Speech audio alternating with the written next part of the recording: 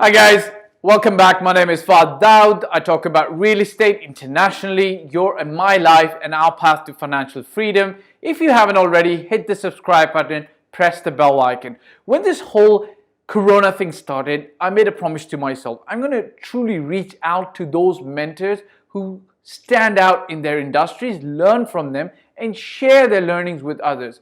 One such mentor, I want to share a key principle of his in this video, something that I have unconsciously applied to my life, and I feel that if you learned and applied to your life as well, success wouldn't be very far from you in all avenues that you endeavor in, right?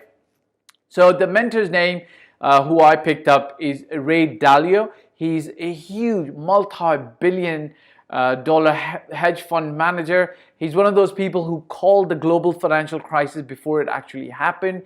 And he's a very down-to-earth person, super wealthy, so he doesn't need to make a lot more money for himself. He's in that part of his life. He's over 70 years old. He wants to impart knowledge and give it out to people and share it with others so that they can benefit from his life principles and work principles. In one of his seminal works, it's called Principles, he gives a brief principle at the very start of the book, and something I really it resonated with me big time, and I want to share that with you right now, and I hope that you're going to be able to apply that in your life as well. Okay, he essentially talks that a key principle that every successful person has to imbibe and really live through is you gotta have to want to and actually strive for a lot, and at the same time you have to fail well. Okay, what does he mean by that? He essentially, by failing well, he essentially means that you have to be able to, while you want and desire a lot, you have to experience big failures at the same time. And the reason you gotta have big failures is because big learnings come out of them. However, when he says strive for a lot but fail well, essentially what he says, do not fail so dramatically, so drastically, so as to get completely knocked out of the game, right? And we see that happening with people sometimes. They go out there, they try to, they put all their eggs in one basket, they bet big, and I'm totally for that, right? So I'm a believer who always believes in burning the boats and going ahead and taking the island. You know, not looking back, not putting your feet in two boats. However, I've always been cautious the way I've done business, the way I approached real estate. So my first 3 investments, I actually partnered with other investors who had more money in the investment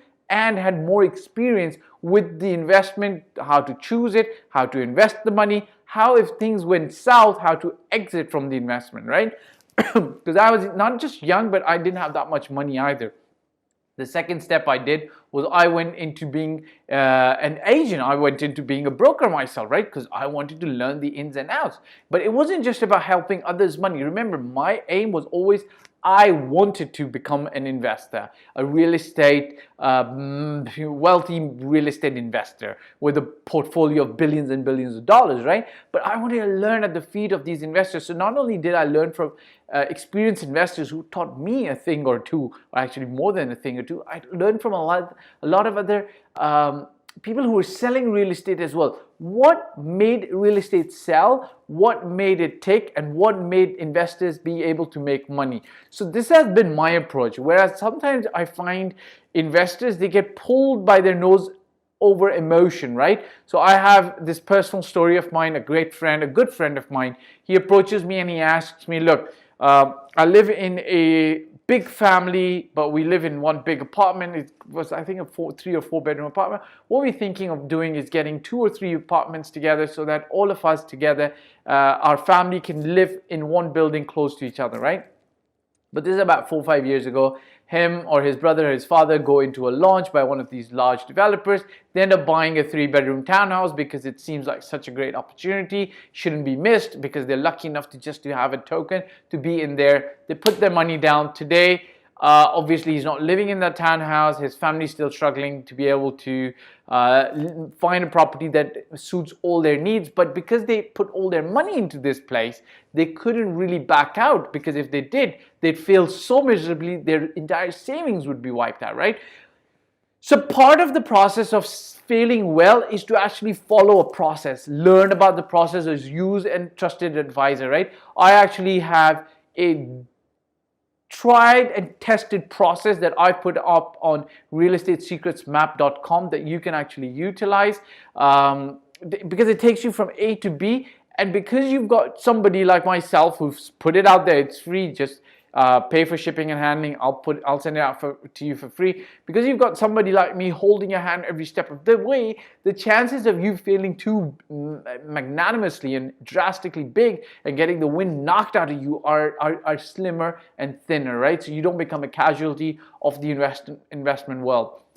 Same thing applies to people who go out there, buy their dream home, but take out this big, fat, massive mortgage so that if they, God forbid, lose their job, they're going to pretty much get wiped out and not be able to make payments on the house, right? I don't think that those are smart investments. I think you should be able to assess worst case scenarios before you make those investments, right?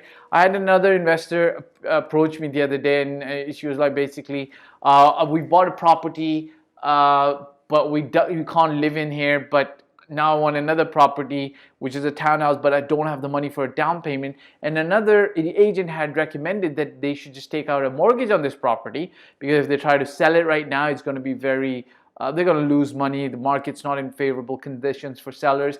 And this other agent said, just take a mortgage, right, and put the down payment on this.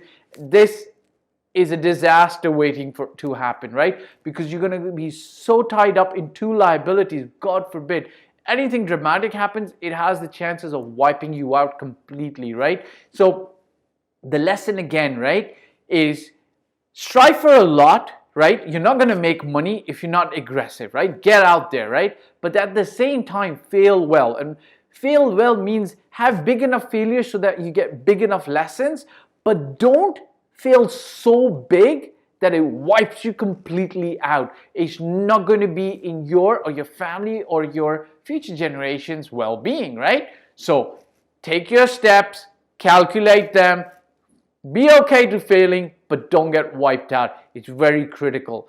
Check me out. There's a few other videos that would help you, especially in this corona situation. Hit the subscribe button, press the bell icon. If you want to work well with me one-on-one, you can WhatsApp me. If you've got generic questions, you can still WhatsApp me or hit me up in the comment section. I always reply. Check you out soon. Talk to you. Bye-bye.